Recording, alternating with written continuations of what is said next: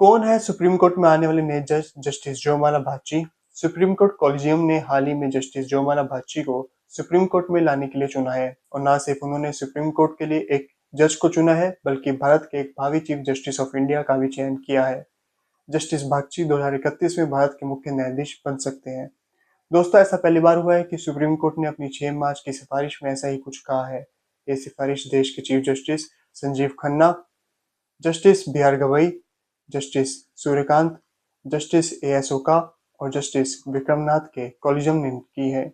नमस्कार, स्वागत है आपका द लॉ एडवाइस पर। मैं हूं चेतन। आज हम बात करेंगे जस्टिस जोमाला बागची के सुप्रीम कोर्ट में नियुक्ति की खबर के बारे में, जस्टिस बागची के बारे में और उनके बैकग्राउंड और क्वालिफिकेशंस के बारे में। आगे बढ़ने से पहले हम थोड़ा और बेसिक जानकारी और समझ लेते हैं। दोस्तों, ये आपको पता ही होगा कि पूरे देश में एक ही सुप्रीम कोर्ट है और इसमें जजों की संख्या 34 है।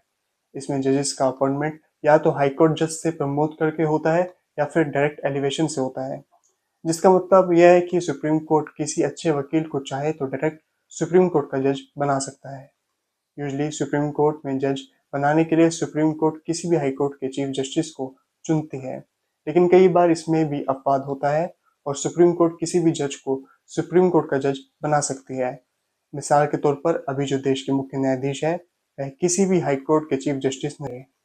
एक बैकग्राउंड ये भी बता देते हैं आपको कि सुप्रीम कोर्ट में नियुक्ति के लिए एक कॉलेजियम होता है, जिसमें देश के चीफ जस्टिस और 4 सबसे सीनियर जज होते हैं। इन सब के नाम हमने आपको पहले ही बता दिए।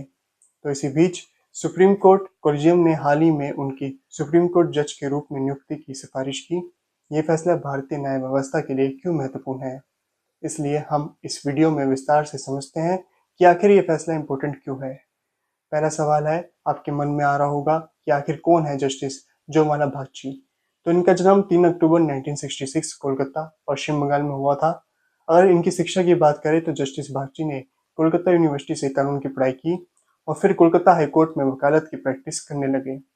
साल 2011 में जस्टिस बागची को कोलकाता हाईकोर्ट के जज नियुक्त किया गया और साल 2021 में इन्हें आंध्र प्रदेश हाईकोर्ट में स्थानांतरित कर दिया गया और फिर 2021 में फिर से कोलकाता हाईकोर्ट में इनको वापस बुलाया गया। सुप्रीम कोर्ट में उनकी नियुक्ति क्यों अहम है? अगर केंद्र सरकार इस सिफारिश को मंजूरी देती है तो जस्टिस बागची जल्दी सुप्रीम कोर्ट जज बन जाएंगे। 2031 में वे भारत के 59 मुख्य न्यायाधीश भी बन सकते हैं, जब जस्टिस के वी विश्वनाथन रिटायर होंगे। सुप्रीम कोर्ट कॉलेजियम ने अपनी सिफारिश में कहा कि जस्टिस अल्तमस कबीर के बाद कलकत्ता हाई कोर्ट से कोई सीजेआई नहीं बना है और इस नाते भी उनका नाम की सिफारिश की गई है। जस्टिस कबीर के बाद कलकत्ता हाई कोर्ट के ऐसे जज होंगे जस्टिस बागची जो चीफ जस्टिस बनेंगे। सुप्रीम कोर्ट ने पहली बार अपनी रिकमेंडेशन में ऐसा लिखा है।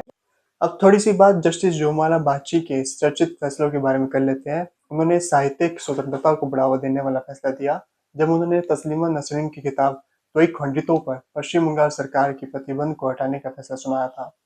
शिक्षा भर्ती घोटाले में उन्होंने पश्चिम बंगाल के शिक्षक भर्ती घोटाले पर कड़े फैसले लिए हैं। वे आरजीकर हॉस्पिटल कांड जैसे मामलों में भी न्यायिक फैसले दे चुके हैं। सुप्रीम कोर्ट में उनकी नियुक्ति का असर, अभी सुप्रीम कोर्ट में कलकत्ता हाईकोर्ट से सिर्फ एक जज है। जस्टिस दीपक दत्ता, जस्टिस अनिरुद्धा बोस अभी हाल ही में रिटायर हो गए। उनकी नियुक्ति के साथ कलकत्ता हाईकोर्ट से सुप्रीम कोर्ट में दूसरे जज हो जाएंगे। 2031 में संभावित सीजेआई बनने की राह जस्टिस जोमाला बागची की सुप्रीम कोर्ट में नियुक्ति भारत की न्यायपालिका के लिए एक बड़ा कदम साबित हो सकती है। अगर सरकार उनकी नियुक्ति को मंजूरी देती है तो वह देश के सर्वोच्च न्यायालय में महत्वपूर्ण फैसले लेंगे। दोस्तों, आपको ये जानकारी कैसी लगी? कमेंट में अपनी राय बताएं। अगर आप ऐसे ही लीगल अपडेट्स चाहते हैं तो द लॉ एडवाइस को सब्सक्राइब करना ना भूलें। मिलते हैं आपसे अगली वीडियो में, तब तक के लिए जय हिंद।